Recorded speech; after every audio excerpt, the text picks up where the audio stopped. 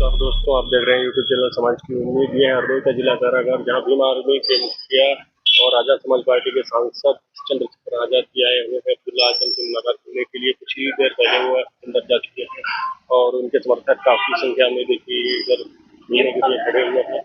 और जैसे ही वो बाहर आते हैं तो हम आपको दिखाएंगे कि उनके समर्थक कैसे हैं, उनसे मुलाकात होती है कि नहीं होती। काफी संख्याओं में देखिए पुलिस बल लगाया गया है और काफी इधर समर्थक चुनाव की एक झलक पाने के लिए खड़े हुए हैं। इधर उनको पुलिस प्रशासन के द्वारा रोका गया है कि आप इधर नहीं आ सकते हैं और इधर भी पुलिस प्रशासन लगाया गया है। चंद्रशेखर भाई जैसे ही बाहर आते हैं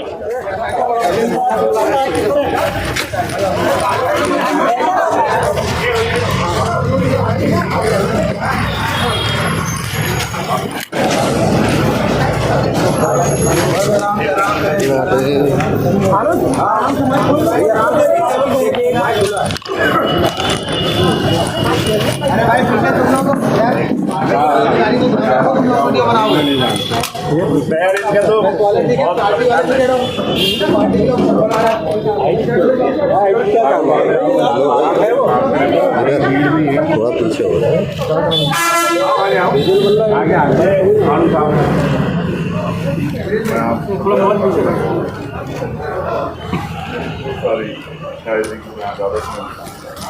चुनाव प्रचार मुझे लखनऊ के जरिए महाराज मैं फिर कैसे आऊँगा और मैं आपके अच्छे से एक मिनट बैठा बाइट हो जाएगा। आ गए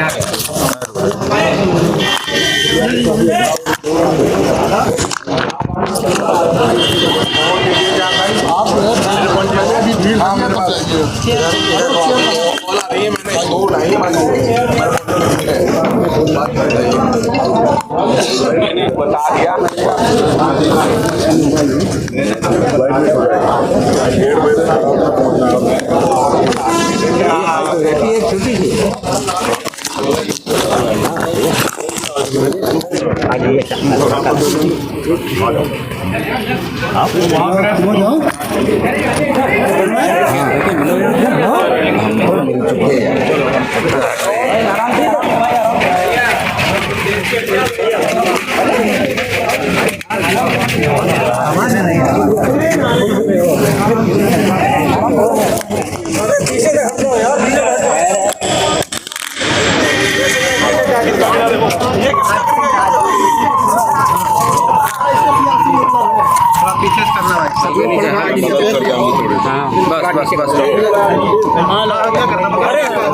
देखो, पहले तो मैं मीडिया के साथियों का उनके मन में बहुत सारे सवाल होंगे, पॉलिटिकल, सोशल, मेरे यहाँ आने का, जिस साथी से मैं मिलने गया था उसके बारे में जानने का।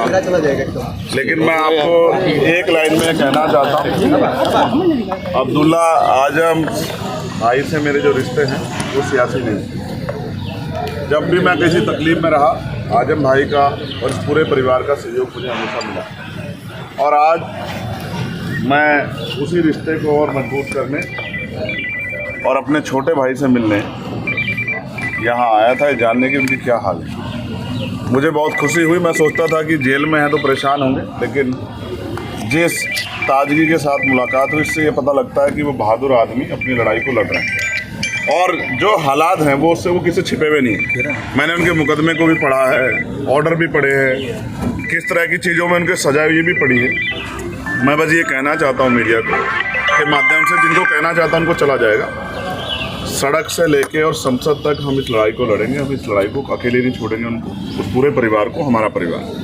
आज जिस तकलीफ में हमें इस बात का दुख है कि सत्ता में बैठे लोग सत्ता के अहंकार में उनका दमन कर रहे हैं और तमाम लोग इसका तमाशा देख रहे हैं। ये भी इतिहास में लिखा जाएगा कि जब एक परिवार को, जिसने लंबे समय सेवा की उत्तर प्रदेश की, कमज़ोरों की, मजलूमों की, आज अगर उसको ज़रूरत है तो सब लोग उनके इस दर्द में शामिल नहीं हो रहे। मुझे इस बात की तकलीफ़ है।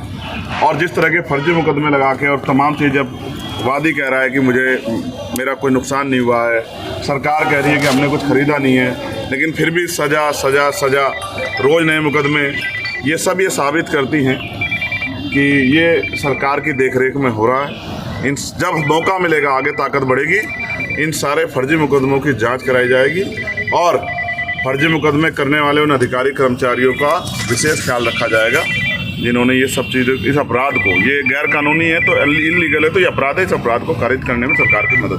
संयोग है कि आज आपकी अब्दुल्ला से मुलाकात हुई और आज अखिलेश यादव भी रामपुर में जो है इनके परिवार से मिल रहे हैं, क्या ये इसका क्या मतलब समझे? मैं क्या कह सकता हूँ? आप देखिए, ये उनका अधिकार है। अखिलेश जी बड़े अच्छे नेता हैं और आज उनको परिवार की याद है, मिलने गए हैं तो ये अच्छी बात है, जाना चाहिए। लेकिन मुझे मेरे छोटे भाई से मिलना था।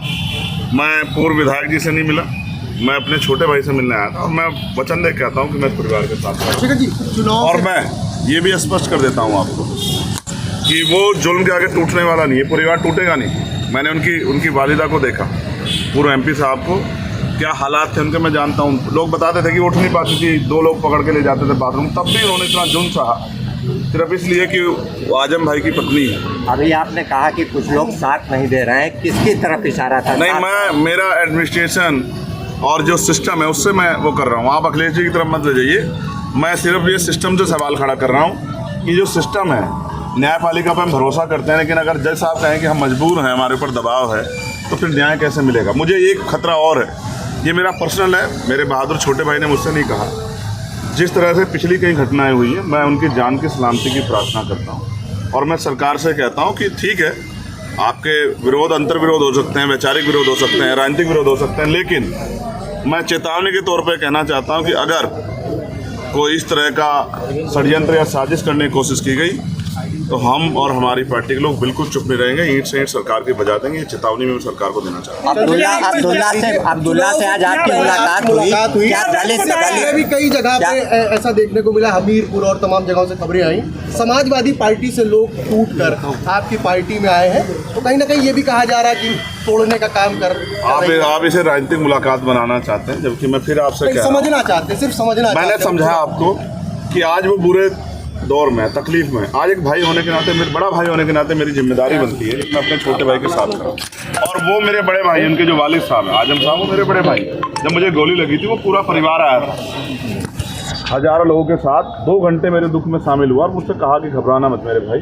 तब मैं सांसद भी नहीं था, तो जिन्होंने मेरे बुरे शब्द में एक इंच जो एक कदम मेरे लिए चले, मैं उनके लिए 100 कदम चला। अच्छा सर, इसका संदेश तो जाएगा ही, भले आपकी निजी मुलाकात है दलित मुस्लिम पर, ये चूंकि उपचुनाव भी, इसमें ऐसे में संदेश तो जाएगा। आप जाति के आधार पर जोड़ रहे हैं? ये नहीं, जाति के आधार पे नहीं, ये संदेश तो चला ही जाएगा। आप इसको ये क्यों नहीं कहते कि एक परेशान साथी के साथ एक परेशान साथी खड़ा हुआ, तो ये मुलाकात, एक वो जो जुल्म सह रहा है और एक जिसके ऊपर जुल्म हुआ है।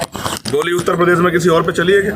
पिछले साल से सर बंद है, 1 साल हो गया, इससे पहले भी मुलाकात नहीं पता है। लगातार परिवार के जरिए मेरी बातचीत होती है, उनके साथी जो यहाँ थे उनके जरिए मैं जानकारी लेता हूँ। मैं इसको पॉलिटिकल नहीं बनाना चाहता था इसीलिए, लेकिन अब मेरे पास ऐसे इनपुट थे कि आज अब ज़्यादा मेरे भाई को मेरी ज़रूरत है, तो ऐसे समय पर मेरा चुनाव में घूमना या वो सब चीज़ें बाद में मैंने उनको लिया और मेरा मन था कि पहले मैं जाके मिलकर उनके हालात को जानूं। अच्छा, बात क्या हुई? क्या कुछ दर्द तकलीफ कुछ बताई हो, कुछ वो भी तो शेयर कीजिए। आप जेल के अंदर का हम लोगों को नहीं पता चलता ना, थोड़ा सा बताइए। आपको क्या लगता है एक बहादुर आदमी क्या कभी अपनी तकलीफों को बयां करता है?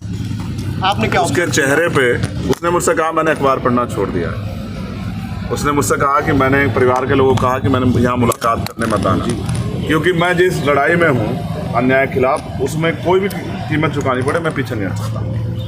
और उन्होंने कहा अगर नए मुकदमे जिस तरह से लग रहे हैं, सरकार उन पर दया कर रही है नए मुकदमे लगा के, तो कह रहे चाहे कितने मुकदमे लग जाएं, मैं हर लड़ाई लड़ने के लिए तैयार हूँ, लेकिन अपने लोगों के लिए मैं जो लड़ाई हमारी चली आ रही लंबे समय से वो जारी रहेगी, उससे पीछे नहीं हटेंगे। पारिवारिक संबंध है आजम खान परिवार से, पूरा पारिवारिक संबंध क्या माना जाए? भविष्य में आपके साथ आ सकते हैं आप लोग? वो मेरे साथ हैं। हाँ, वही वो मैं फिर कह रहा हूँ कि आपके पिता आपकी माता आपके साथ नहीं है, वो मेरे बड़े भाई हैं, वो मेरे साथ हैं, और ये मेरे छोटे भाई हैं, ये भी मेरे साथ हैं। राजनीतिक तौर पर भी साथ आ सकते हैं। मायने निकाले जा रहे हैं, ये माना जा रहा है कि 2027 की ये आप मीडिया के बंधुओं का काम ही सूत्र ढूंढना है, तो आप लोग निकालो अपनी तरफ से, लेकिन मैं अपनी बात स्पष्ट कर चुका।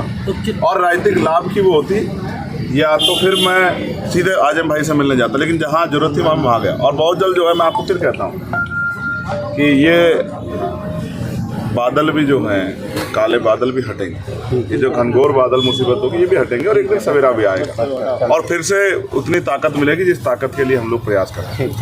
चुनाव चल रहा है, बटेंगे और घटेंगे को लेकर क्या कहना है? हम तो जुटने का काम करें।